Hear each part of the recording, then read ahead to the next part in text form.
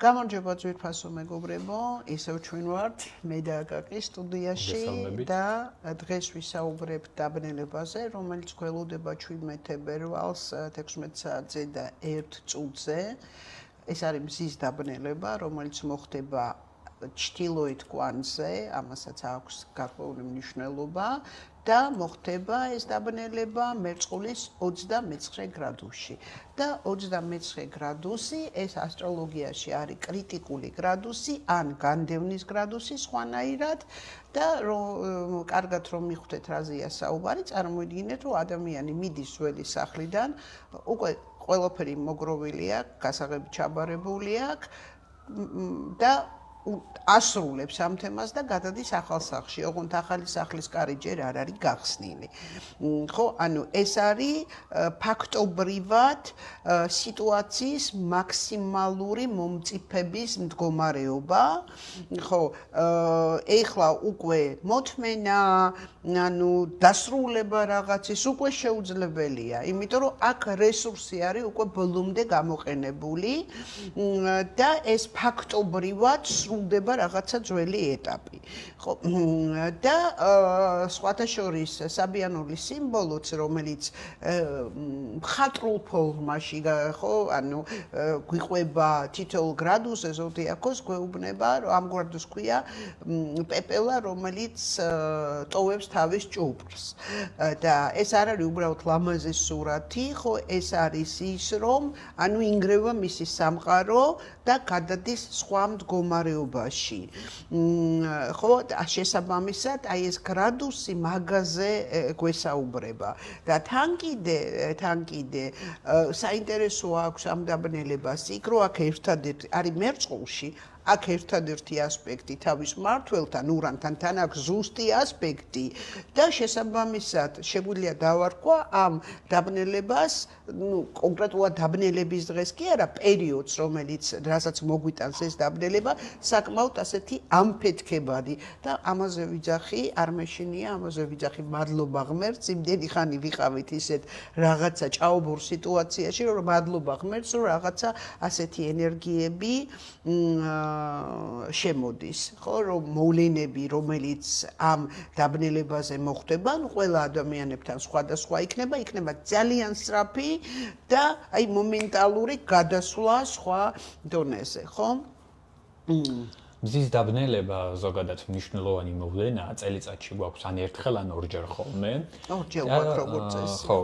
და ეს არის პერიოდი, როდესაც ჩვენს ცხოვრებაში შემოგვაქვს გარკვეული სახის სიახლეები და ცვლილებები.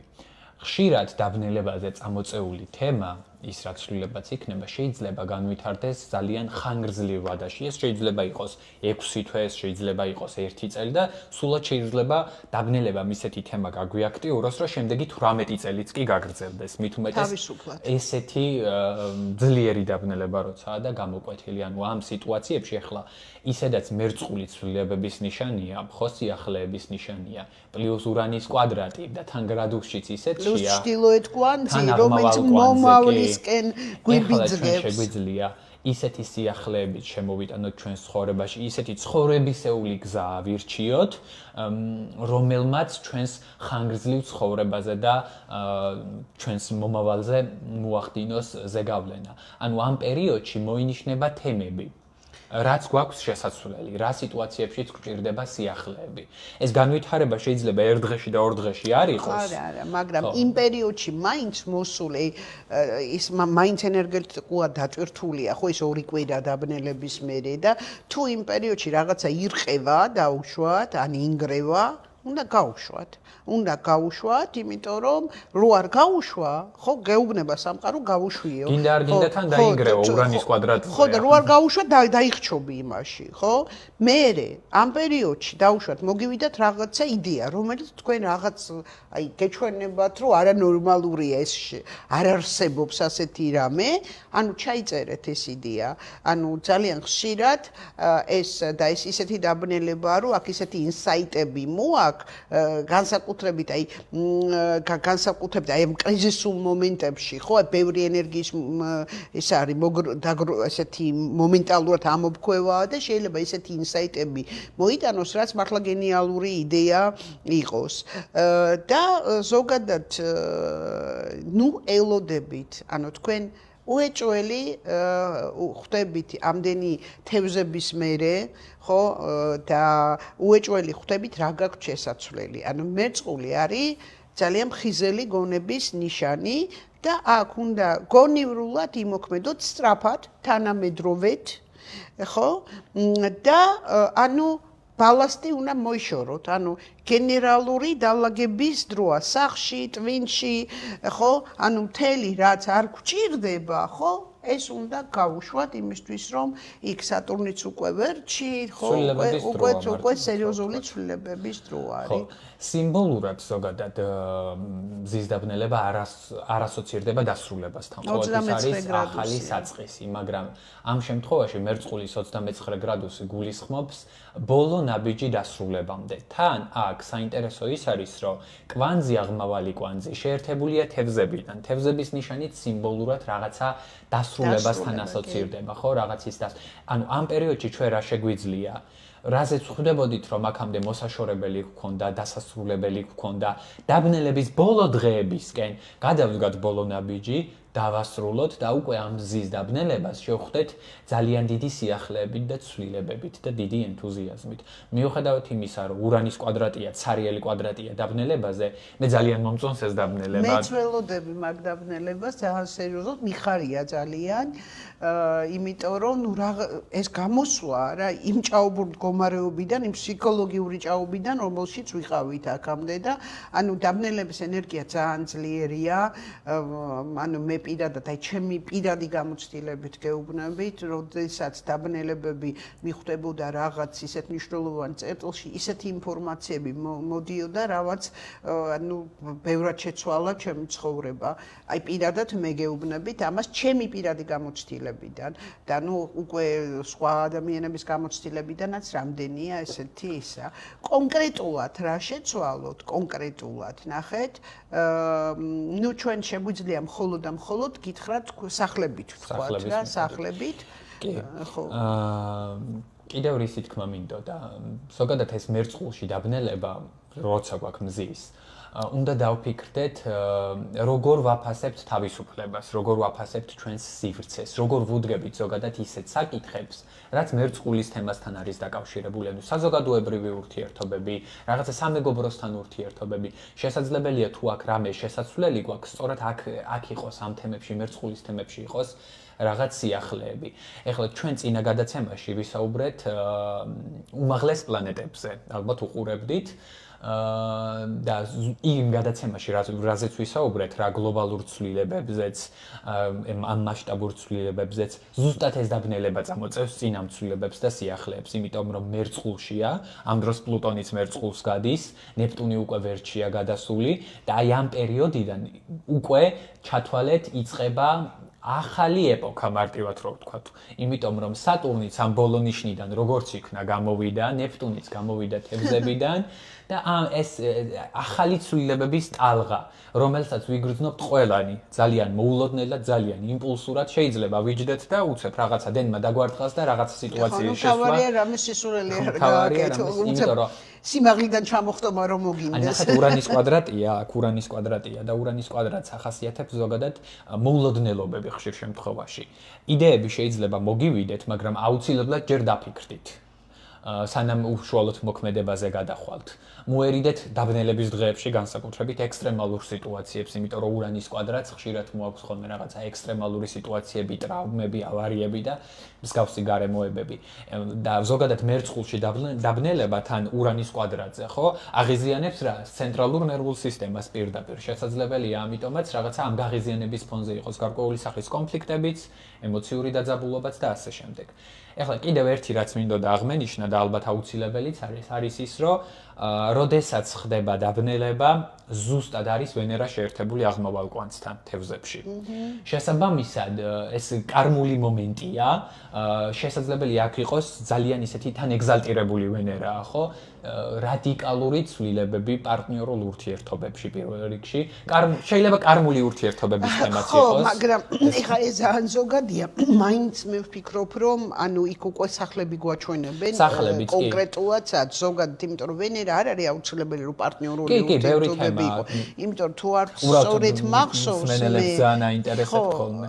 კი. ზუსტად ვენერას ხო, იუპიტერის ტრინიც არის აქ, ხო, კი, იუპიტერის ტრინიც არის და მერკურის ტრინიც არის, ორივე კვანძი. ვენერა არის უბრალოდ ზუსტად შეერთებული კვანძთან და იუპიტერის ტრინია და კი შეიძლება რომ ახალი ემოციური გამოცდილება მოიტანოს აი ამ ბევრი ადამიანის ხო და ნახეთ ვენერა თევზებში თან რა არის, რა მინდა, რაზე ვოცნებობ და აი ხო სისტემა ხო. და დავლაგდეთ პრიორიტეტთა სისტემაში, ვისწავლოთ სწორი არჩევანის გაკეთება, ეხლა სწორი და არასწორი თქვენ უნდა განსაზღვრათ რა თქმა უნდა. და რაღაცები შევცვალოთ ისე როგორც ჩვენ გვინდა. ეს არის ურანის კვადრატზე მერწყულში დაბნელება. ყველაზე მეტი, აი ყველაზე კარგი ის არის რომ უკვე ქმედითი ენერგიები შემოვიდა. ეს არის ყველაზე კარგი რაც აქვს ამ დაბნელებას. მიუხედავად იმისა რომ კვადრატია, მე პირადად ძალიან ველოდები ამ დაბნელებას, რომ როგორმე გაარღვიოს ეს ხო ბნელი ენერგიები ასე რომ ვთქვათ. დასასრულებელი ურთიერთობებიც აუცილებლად დასრულდება თან ურანის კვადრატია. ნახეთ თქვენ უნდა ნახოთ, ანუ ეს დაბნელება რომელ სახლში გიხდებათ. ანუ დღეს უკვე ყველა მიცის თავისი სახლები, უნდა ნახოთ რომელ სახლში გიხდებათ. სადაც ხდება ეს დაბნელება, რომელ სახლშიც ხდება, იქ არის საჭირო ცვლილებები და სადაც ურანია, ხო, სადაც ურანია, იქ იქნება, შეიძლება იქ წამოიშვას კონფლიქტი. ხო, კონფლიქტი ეხლა სწორედ გაიგეთ, კონფლიქტი არ არის აუცილებელი რომ იმ სახით იყოს მართლა რომ ვიჩხუბოთ ვიღაცასთან. ანუ დაძაბულობა, ხო, ანუ რაღაცა მუხტი, ხო, აი და აი ასე შემდეგ. ნუ მოდ დავიწყოთ მაშინ სახლებში ეს ისა დავუშვათ თუ დაბნელება ხდება პირველ სახლში, ესე იგი ურანის კვადრატი ექნება მეოთხე სახლში დაბნელებას, ხო? შესაბამისად, რას ნიშნავს? სად არის შესაცვლელი? ანუ ეს არის ახალი იმიჯი, ახალი მეთოდი, როგორ წარმოვაჩენ ჩემ თავს, ჩემი პირადი საზღვრები, ხო, ეს არის საშუალება რომ საკუთარ თავზე განაცხადოთ სამყაროში, წარმოაჩინოთ თქვენი თავი, ანუ ჭუპრიდან გამოხვიდეთ, სხვანაირად რო ვთქვათ და ძველი როლიდან წამოხვიდეთ. მაგალითად, თუ აქამდე როლი ქონდათ მარტო ცოლი, ან ქმარი, ან კარგი ადამიანი, ან შვილი, ხო? ეს როლი უკვე არასაკმარისია და კვადრატი ურანთან მეოთხე სახლში, ხო, მეოთხე სახლში არის ზუსტად ეს, რა ქვია, თქვენი თუნდაც ოჯახი, ხო, თქვენი ყოფიერება, ხო? ანუ ეს ითხოვს, იქაც ითხოვს ცვლილებებს, თქვენი ახალი იმიჯი და წარმოჩენა ითხოვს ცვლილებებს, ან პირიქით, ნახეთ, პირიქით ცვლილებები თქვენ ყოფიერებაში, თქვენ მეოთხე სახლში, სიღრმისეული უკმაყოფილება, რომელიც გაქვთ დაგროვებული, ითხოვს ცვლილებას თქვენი იმიჯის ცვლილებას. ხო, აი ასე. მე მგონი საკმარისია პირველი მეოთხე სახლი. ხა შენ გაგრძელე მეორე მეხუთე სახლი. მეორე სახლი გარდა იმისა, რომ არის ჩვენი მატერიალური შემოსავლები, ეს არის ჩვენი ნიჭები და პოტენციალი. ნუ შეიძლება იქ იყოს რაღაცა მოულოდნელი ფინანსური შემოსავლებიც, ან მოულოდნელი ფინანსური გასავლებიც. თუმცა აქ შესაძლებელია გქონდეს ესეთი საკითხი დაგვიდგეს, რამდენად ვაფასებ ჩემს თავს, რამდენად ვაფასებ ჩემს ნიჭებს, რამდენად სწორად ვუდგები ჩემს რესურსებს და მიღირს თუ არა ის, რასაც ვაკეთებ, ვღირვარ თუ არა ეს, რასაც ვაკეთებ ამ წამს და რა სიტუაციაშიც ახლა ვარ.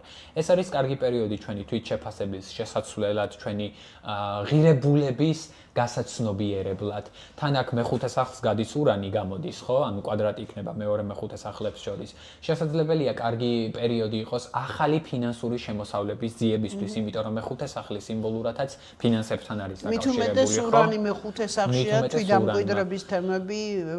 ახალი თვითდამკვიდრების თემა ვნახოთ, საიდანაც გვექნება ფინანსური შემოსავლები, საიდანაც გვექნება რაღაცა ახალი რესურსები. ხო, და კიდე ზოგადად დავამატებ აკაკი, ანუ გეყოფათ შეფასება საკუთარი თავის ძველი რაღაცა მარკერებით, ხო?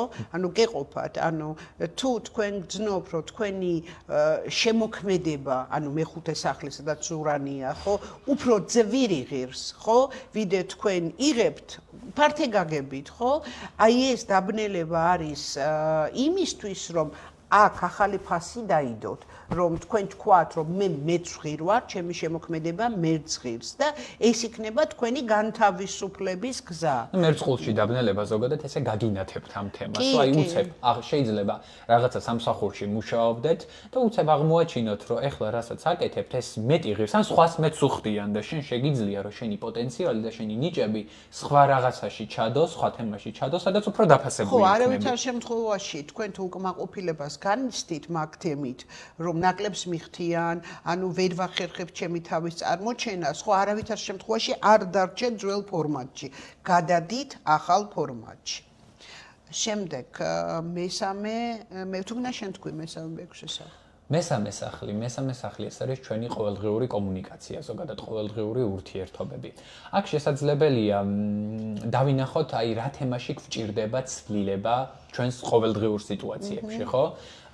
შესაძლებელია კავშირებიც გაწყდეს მესამე სახლში, აი მერწყულში დაბნელებამ, თან ურანის კვადრატზეა, არამყარი არასტრუქტურული ურთიერთობები მოგვაშოროს. შესაძლებელია მოულოდნელად წამოვიდეს სწავლის თემები, ახალი ინფორმაციის თემები, აი მოულოდნელად გაჩნდეს იდეა, რომ უიცი მე ამის სწავლა მინდა. ასევე შესაძლებელია მესამე სახლი ასოცირდება ჩვენს აზროვნებასთან ზოგადად, ყოველდღიურ ფიქრებთან.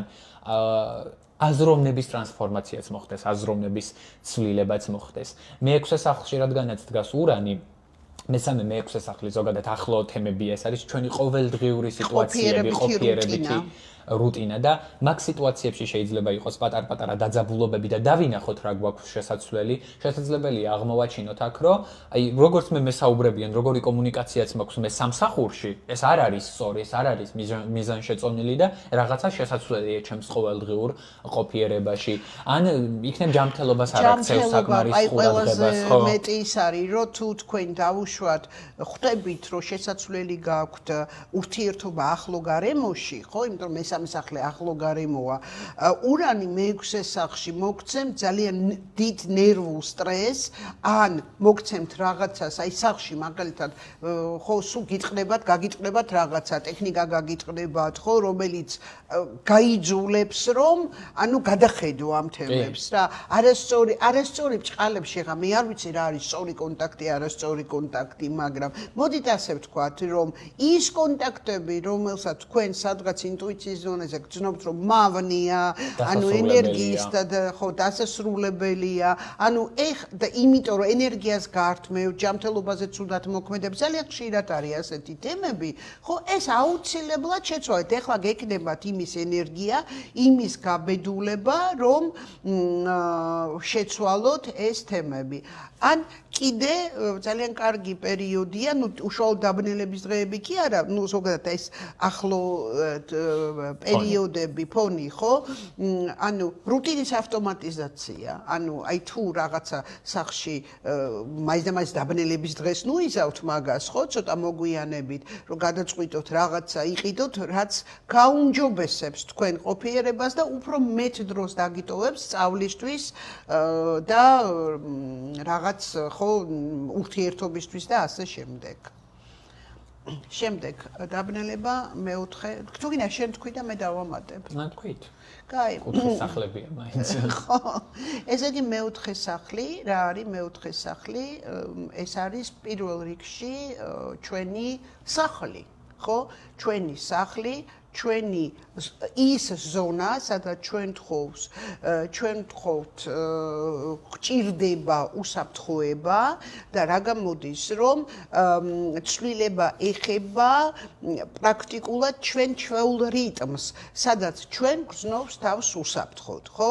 და ნახეთ, ეს 29 გრადუსში მერწყულის რო არის დაბნელება, ეს მეტყველებს იმაზე, რომ ძველმა სტილმა ჩვენი უსაფრთხოების, ხო, ის სადღაც ზონა, სადაც ვიმალებით, სადაც ხო, რაღაც სტრესებისგან, ხო, სადაც კომფორტის ზონაში ვარ, ის აღარ მუშაობს, ის აღარ გვიქმნის კომფორტს. იქ რაღაცა გაქვს პირდაპირ და გადატანითი მნიშვნელობით შესაცვლელი და ამაზე მეტყველებს ის, რომ რაღაცა ისი არ ხდება თქვენ პარტნიორულ ურთიერთობაში. თუ კლიენტებთან მუშაობთ, კლიენტები მოგეთ გარე სამყაროში რაღაცა ითხოვს თქვენ ცვლილებებს და გამოსვლას ამ უსაფრთხოების ზონიდან. აქ შეიძლება იყოს, აქ არის ცვლილებები, რომელსაც გიბიძგებს გარე სამყარო. ადამიანები მოდიან ისეთი რაღაც შეიძლება ნერვებს გიშლიდეს, ხო? ანუ სახში მოხვიდე და ანუ ისე მშვიდად ვეღარ გძნობდე თავს, ნახეთ, თუ ეს ასეთი დისკომფორტები თუ გაქვთ, რაღაც თითქოს ხო გიპირისპირდება ვიღაცა, თითქოს რაღაც კონფლიქტში შემოდის ვიღაცა და მოდიხარ სახლში და ვეღარ გრძნობს თავს კომფორტულად. ნუ გარდა ამისა, რა თქმა უნდა, ეს რეალური ცვლილებებია, რომელიც შეიძლება მოხდეს თქვენ ოჯახის ზონაში. ეს არის მოდერნიზაცია თქვენი საცხოვრებელი სივრცის. არ უნდა დაელოდოთ იმას, რომ ვიღაცა შემოგთავაზებს ამ ცვლილებებს, თქვენ თვითონ უნდა წახვიდეთ ამ ცვლილებებზე. ყველაზე კარგია, რომ რეალურად რაღაცა შეცვალო სახში, რა ვიცი, მიქ გადაადგილო, ახალი ავეჯი იყიდო და ასე შემდეგ. თუ გინდა დაამატე რამოჩი. არა, მეხუთე სახლი ეს არის ზოგადად ჩვენი თვითდამკვიდრება, ჩვენი შემოქმედებითი უნარები. აქ შეიძლება მოულოდნელად შემოვიდეს ჩვენი შემოქმედებითი იდეები. აი არსაიდან რაღაცა ახალი შემოქმედებითი იდეა გაგვიჩნდეს. უცებ მოგვინდეს, რომ ახალი ჰობი შევიძინოთ მაგალითად. ახალი მეთოდები აღმოვაჩინოთ ჩვენს თავში. კი, თან მერვე სახლშია კვადრატი და აქ რაღაცა ბიზნეს კაპიტალები შეიძლება იყოს, მოულოდნელი ბიზნეს შემოთავაზებები შეიძლება იყოს და ბირჟაზე თამაშის თემა. კი, მეხუთე მერვე სახლის თემაა ზუსტად. ეს დიდი ფული მოულოდნელად შეიძლება შემოვიდეს. აი მაგალითად ან პირიქით დაიკარგოს. კი, კვადრატია მაინც. აი მაგალითად ასევე მეხუთე სახლი ეს არის შვილები.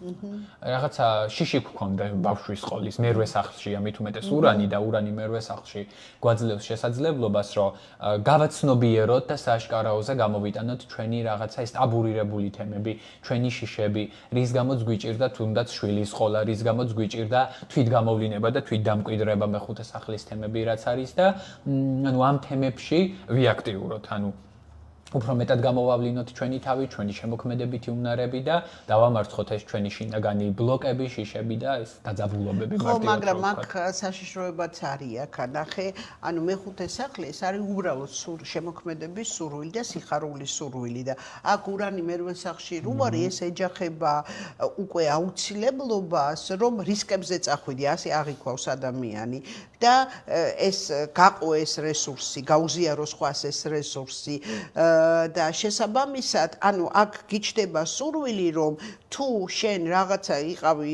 ჰობი ჰქონდა რაღაცა, ხო, ან რაღაცა შემოქმედებით თემებით ჰქონდა დაკავებული, ხო, უკვე გინდა რომ უფრო დიდი მასშტაბით იმუშაო, ხო, დიდი მასშტაბით, ანუ რა ქვია, ცვლილება მეხუთე სახლში, ეს არის აღიარება იმისი, რომ შენი შემოქმედება და შენი პროექტი, ხო, უკვე იმ დონეზე გაიზარდა, რომ ეს უბრალოდ ხობი აღარ არის, რომ შენ შეგიძლია ამას უკვე სხვა უფრო სერიოზული სახე მისცე, მაგრამ ამას ჭირდება რისკი, გეუბნებიან. ამას ჭირდება და მზად თუ ხარ ამისთვის, გარისკე.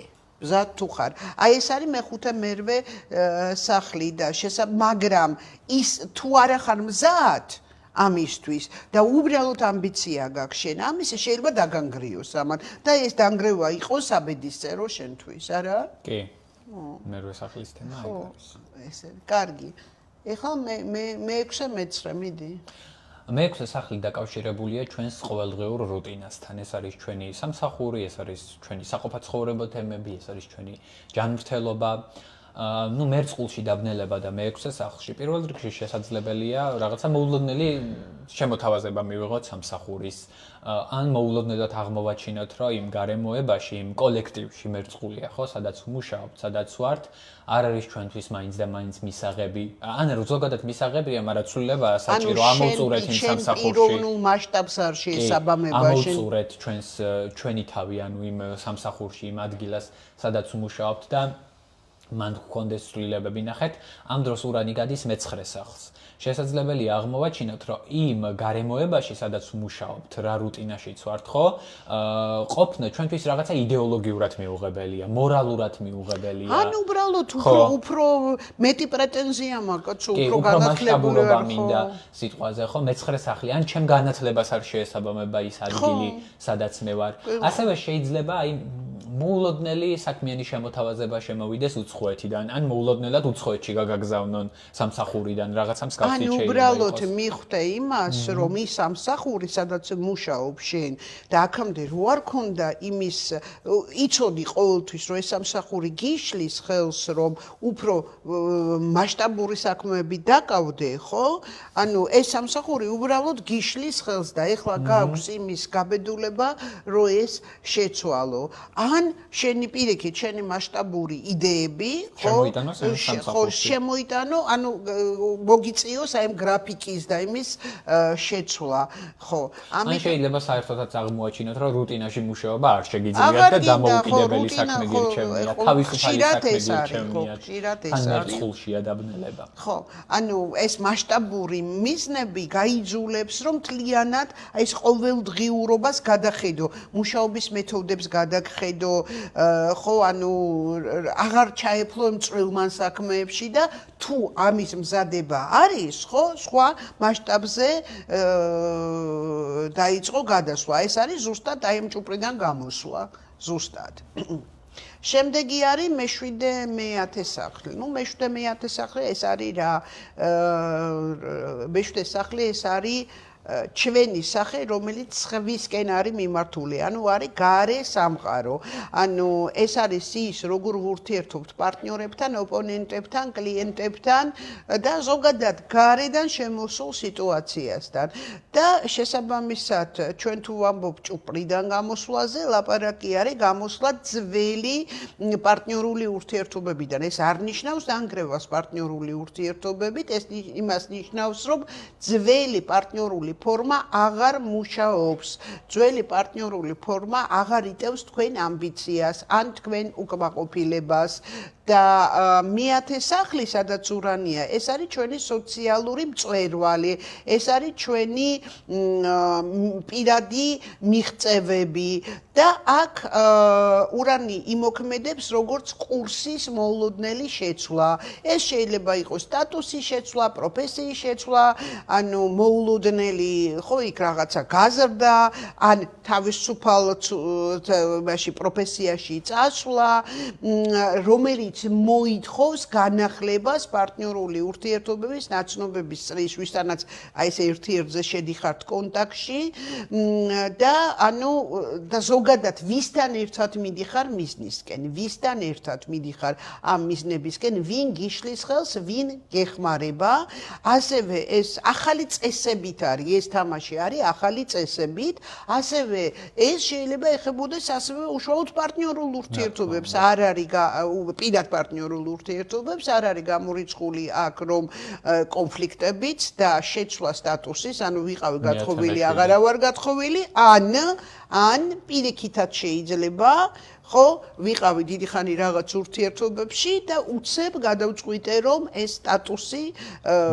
ხო შეიძლება რაღაც მოულოდნელი საქმიანი შემოთავაზებების იყოს გარედან. საქმიანი თავისუფლად. ხო, აი არ ველოდებით რომ რაღაცა და უცებ სამსახურში ჩვენთვის ვართ და გვთავაზობენ სხვა რაღაცას. ყველა შემთხვევაში ახალ ფორმატს მოითხოვს. ანუ ეს მე-7 სახლში სამყაროსთან ურთიერთობის ახალ ფორმატ. მე-7 სახლი იმენად მასშტაბური სახლია, რომ მარტო პარტნიორობას არ ეხება, იმიტომ რომ ჩვენ ხო, იმიტომ რომ აქ შეიძლება აი ძალიან მასშტაბური ცვლილებები მოიტანოს, სამსახურეობრივი შეიძლება მოიტანოს, ზოგადად ყველაფერს მოიცავს მეშვიდე სახლი, იმიტომ რომ როგორც კი ჩვენ გარესამყაროსთან შევდივართ კონტაქტში ერთ-ერთზე, ეგრევე მეშვიდე სახლი ერთვება, ამიტომ ვერ ვიტყვი რომ ეს მარტო პარტნიორული ურთიერთობებია, ზოგადად მასშტაბურია ეს, როგორც წესი სამსახურეობრივი ცვლილებები, პარტნიორული საქმიანი ცვლილებები ყველაფერი მეგობრულიც მეშვიდე სახლია ჩვეულებრივად. ახლო მეგობრები. კარგი.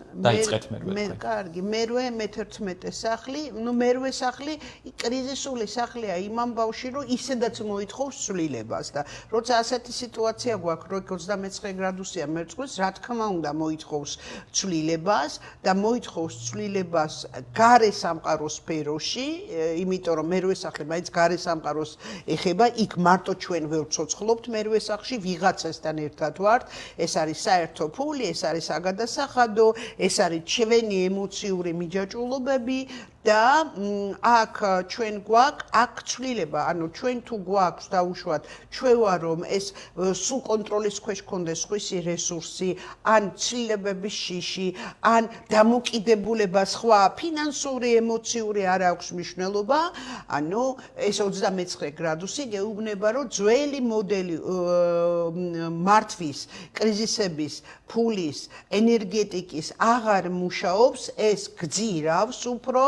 და მით უმეტეს ახლა ურანის კვადრატი მე-11 სახლი, ну გარდა იმ სიტყვებისა, რაც იცით მე-11 სახლი, ეს არის მომავლის სახლი. ეს არის სახლი, რომელიც გვიხსნის მომავალს. ანუ გეუბნება, რომ შენ თუ ეს თემა არ შეცვალე, ანუ შენი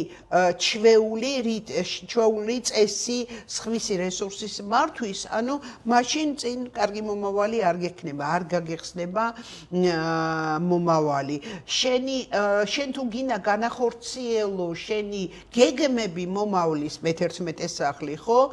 ანუ რომელსაც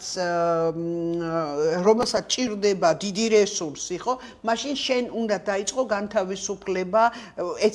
განთავისუფლება აი ამ მიჯაჭვულობებისგან, ხო? ან პირიქით შეიძლება დაინახოთ სიტუაცია, რომ სიტუაცია სხვის რესურსთან, ბანკები, ვალები, პარტნიორები ბლოკავს თქვენ წინსვლას მომავალში და თქვენი ოცნებისთვის. ამიტომ აქ ასეთი რჩევაა, რომ ცვლილება მერვე სახლში ეს არის უარყოფა ტოქსიკური დამოკიდებულების, ანუ თქვენ თუ რაღაცას ეჭიდებით შიშის გულისთვის, ხო, ანუ დრო არის, რომ ეს მოჭრათ, ხო?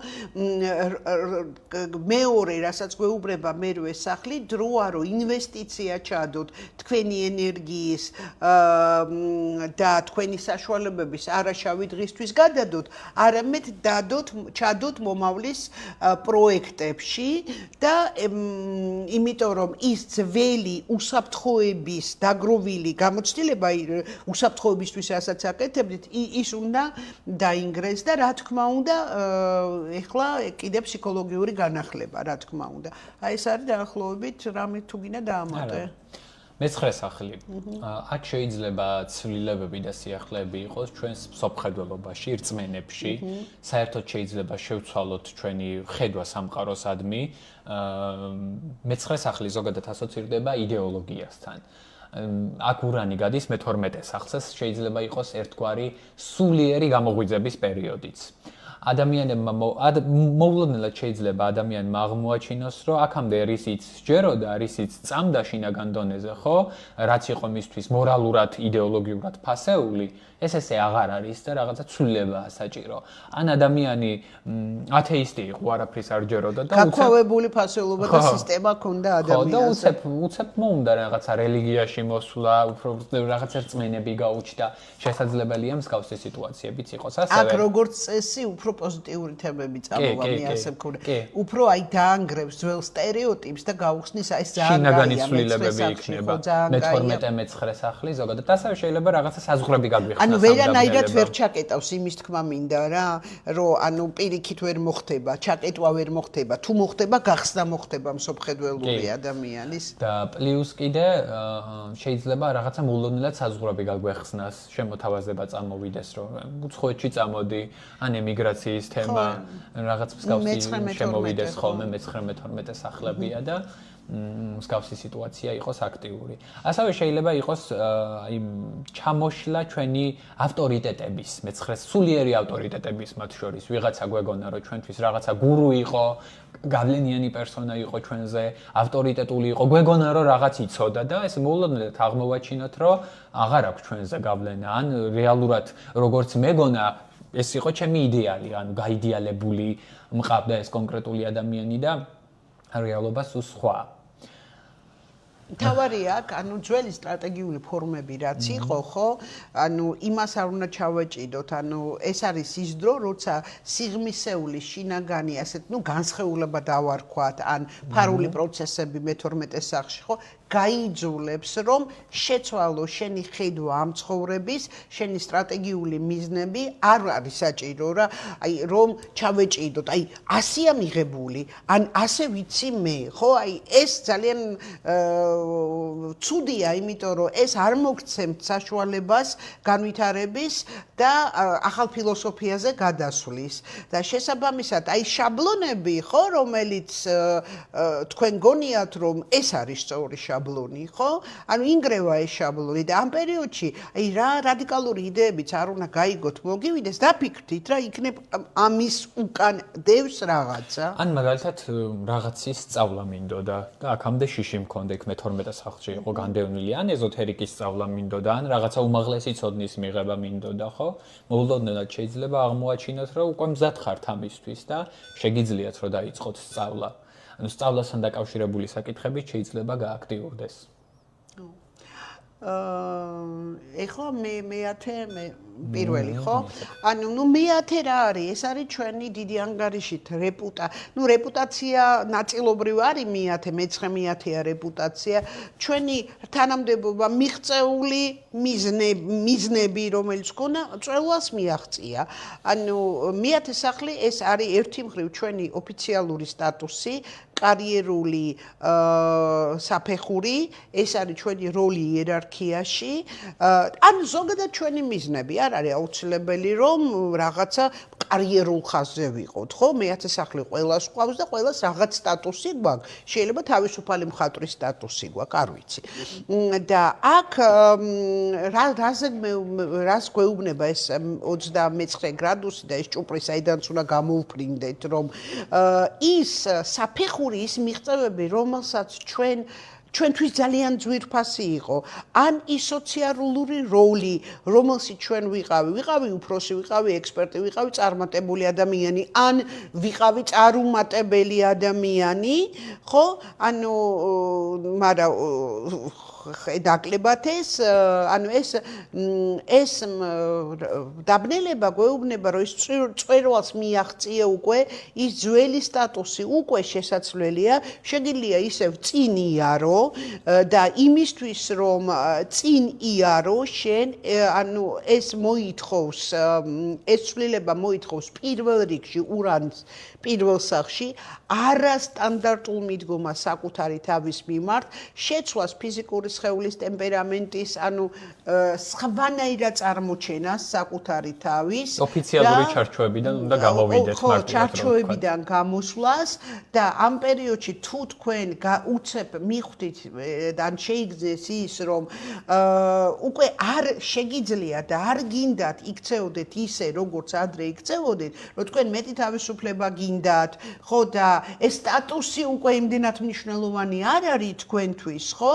აი მაგ შემთხვევაში შემოდის ცვლილება, ანუ ჩემი ახალი მე, ჩემი თავისუფალი მე ის შედის კონფლიქტში თქვენ პროფესიულ მოვალეობასთან და გაიძულებს რომ აი ის პროფესიული მოვალეობებზე დაფიქრდე, მჭირდება ეს თუ არ მჭირდება. აი ეს არის პირველი მე-10 სახლის კონფლიქტი. კიდე რა შეიძლება იყოს? ნუ პრინციპში ეგ არის რა ძირითადი კონფლიქტი. სადაც მუშაობ მიღირს, შეიძლება ცვლილებადროდ სამსახურში იყოს კარიერაში. დიდი გაგებით არ შეიძლება ეს პარტნიორულ ურთიერთობასაც ეხებოდეს, იმიტომ რომ მე-10 სახლი ფართე გაგებით არის სტატუსი, ხო? ანუ ვიყავი ცოლი, აღარა ვარ ცოლი დაუშვათ. პირველ სახლში მინდა თავისუფლება რაღაც სხვა მიზეზების გამო.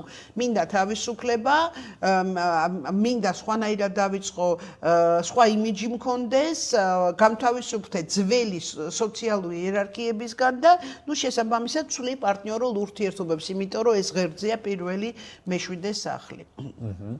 მე-11 სახლი. შესაძლებელია აქ მე-11 სახლში დაბნელება მოგწეს მოულოდნელი ცვლილებები საზოგადოებრივ მეგობრულ ურთიერთობებში. აქ მთავარი თემა რა არის? ნახეთ, რამდენად დაფასებული ვარ იმ სოციუმში, სადაც ახლა ვარ. იმ სამეგობრო წრეში, იმიტომ რომ ურანი ამ დროს თან დაბნელების მართველი გადის მეორე სახლს, ნუ სავარაუდოდ, იმიტომ რომ აქ სახლების სისტემა ისეა მოწყობილი, შეიძლება სხვა სახლებშიც იყოს. გადის მეორე სახლს და რამდენად აფასებენ ჩემს ენერგიას, იმ რესურსს, რასაც მე თუნდაც მეგობრებში ვდებ, საზოგადოებრივ ურთიერთობებში ვდებ, ზოგადად სასწავლში ვდებ, კონტაქტში ვდებ. მთავარი თემა ეს არის, ასევე მე-11 სახლი ეს არის ჩვენი ოცნებები, იმედები. შესაძლებელია მოულოდნელად აქ დავიწყოთ რესურსის ჩადება იმაში, რისი მისწრაფებაც გვაქვს, რაზეც ვოცნებობთ, ხო? ანუ აქამდე რაღაცა გვინდოდა, მაგრამ აი ფული გვენანებოდა, არ გვინდოდა რაღაცა მატერიალური რესურსის ჩადება. ეხლა უკვე ჩვენ შეგვიძლია რომ მზად ვიყოთ, რომ იმაში ჩავდოთ მთლიანად მატერიალური რესურსი, რაც ჩვენი ოცნებაა, რაც გვიღირს, რაც გვეიმედება მარტივად რო ვთქვათ.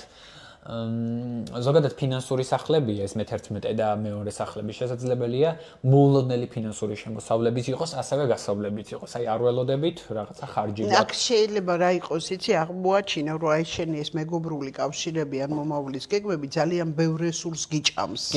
რომ გიჭამს ბევრ პირად რესურსს გიჭამს ძალიან ბევრს და ის ანუ ჩვენ ხო დაუშვათ რაღაც ვართ, ხო რაღაც ჯგუფებში, რაღაც ადამიანებთან და ეს უკვე ჩვევის დონეზე გვაქვს რა გადასული და შესაბამისად აქ ეხლა ასეთი დაბნელება რო არის მერწყულის გეუბნება რომ ამ ჩვევიდან უნდა გამოხვიდე. ანუ რეალურად ნახო ვისთან ერთად წახვალ მომავალში, ვინ გამოგადგება იმისთვის რომ მომავალში წახვიდე და ვინ არის შენი რესურსი. იმიტომ რომ რეალურად ეხლა ურთიერთობები რესურსია, ხო? და შეიძლება გადაიქცეს პირად რესურსად და ამიტომ ხდება გადაფასება ამ ურთიერთობების. და ის ფულის ამბავი კიდე ეხლა ზოგადად ეხლა მეორე, მე-5, მე-8 და მე-11 სახლი ფინანსური სახლებია. ეხლა აქ ეხლა ორნაირი გამოვლინება შეიძლება იყოს, ან როგორც პოზიტიური, ისევე ის იყოს პოზიტიური იმ ამბავშია, რომ მონეტიზაცია მოხდეს იდეების. ეს შეიძლება იყოს მონეტიზაცია და უშუალოდ, ანუ მე თუ ვიყავი დაკავებული რაღაც საზოგადოებრივი საქმიანობით უფასოდ, ხო? ეხლა უკვე ვთავა მონეტიზაციას და უკვე ანუ ამას ვადებ რაღაც ფასს, ხო? აი ეს თემაა რა. მე-11 მე ისა, ხო, მეტი მე მგონი მე-12 არა, აქ მე-11-ზე ყველაფერი ვთქვით. ხო და მე-12 მე-3 თქვი თუ გინდა. ხო, მე-12 სახლი. აქ მე-3 სახლი ზოგადად არის ჩვენი მენტალური ცნობიერება, მარტივად რო ვთქვათ, აზროვნება. მე-12 სახლი ეს არის პირიქით, რაც ქვეცნობიერში გვაქვს, განდევნილი გვაქვს, რიციც გვეშინია. აქ პირდაპირ შესაძლებელია მენტალურ დონეზე მოხდეს ბევრი რაღაცის გაცნობიერება, რაც მანამდე შინაგანად ხდებოდა, ხო? რაღაცა შიშები მქონდა, ქვეცნობიერში მქონდა განდევნილი და გარეთ ვერ გამოვხატავდი ამ ყველაფრის გაცნობი, ინფორმაციულ დონეზე მოვიდეს ეს ჩვენთან. შესაძლებელია ესეც სულიერი გამოღვიძების პერიოდი იყოს, ესე ვთქვათ, მოულოდნელად შინაგანად აღმოვაჩინოთ ჩვენში რაღაცა უნარები, რაღაცა ძალები, ხედვები გახსნას შესაძლებელია, სიზმრები გააძლიეროს. რთული ის არის სინამდვილეში, იმიტომ რომ მე-12 სახლის დასრულების სახლია, 29 გრადუსი დასრულება, იქ კვანძითებზებშიც დასრულება და შესაბამისად, აი ძველი ფორმა ინტიმურობის, მარტოობის, ფარული ცხოვრების ცხოვრების უკვე აღარ გიცავს, ხო, აი ეს მთავარი დაცვა აღარ აგაკ იქ, რომ უკვე დრო არ სხვა დონეზე გადახვიდეს, სხვანაირად მიუდგი ამას რა. საიდუმლოს გახეთქვის პერიოდია, იმიტომ რომ მე-12 სახლში მერწყულშია დაბნელება და მე-3 სახლის ურანზეა კვადრატი. შესაბამისად, რასაც აქამდე ვმალავდით და სხვებმა არ იცოდნენ, ხო? ჭორის სახით მოგივა. ჭორის სახით შეიძლება მოგიდეს, ან თქვენ თუ მალავდით გაგისკდეთ საზოგადოებაში, ხალხში, ახლო გარემოში. ხო, თან ნახე როგორი რაღაცაა, რომ ანუ მე-12 სახლში ჩვენ როგორც წესი ვიმალებით ხოლმე, ხო და ეს არის გამოსვლა შენი აი როცა ცხენია გეშინია აი ამ მდგომარეობიდან, ხო? ანუ ეს კვადრატი გეუბნება რომ დროა რომ ლაპარაკი ისწავლო იმაზე, რასაც დუმდი, მაგრამ იყო შენში დაგროვილი, ხო? ცოდნა იქნება თუ რა, ყველაფერი ცოდნაა პრინციპში. ფსიქოლოგთან მისვლის ის არის ფსიქოლოგ, ხო? ანუ დროა რომ ეს, ხო, იმასაკნად გააცხადოთ, უკვე სიტყვა დაარქვათ, ფსიქოლოგთან მიხვიდეთ თუ საჭიროა, ხო? თუ დაკავებული ხართ იგივე ფსიქოლოგიით, იგივე შემოქმედებით, ეზოთერიკით, ანუ თქვენთვის იქ რაღაცა ჩუმად დაკავებული ხართ, ანუ იპოვეთ ადამიანები, ვისთანაც აი ამ დაიწყებთ ურთიერთობას. ხო, რა ვიცი, იქ ბლოგი აკეთეთ, რა ვიცი, ნეიროქსელში ჩაერთეთ და ასე შემდეგ. ან რეალურად იპოვეთ აი ყოველდღიურ ურთიერთობაში ისა. იმიტომ რომ ამას თუ არიზავთ, ხო, მე წამოვა ჭორები, მე წამოვა არასწორი ინფორმაცია, ხო. თქვენ ილაპარაკეთ თქვენს რაღაც ტრავმულ და დაფარულ მხარეს. ნუ ელოდებით, როცა ფარული გახდება ცხადი. ჯობია თქვენ თვითონ წახვიდეთ ამ ცვლილებებზე. ნუ პრინციპში მე მგონი ეს არის, ხო? დავასრულეთ. გემშვიდობებით, ჩემო მეგობრებო და მომავალ შეხვედრამდე. ნახვამდის.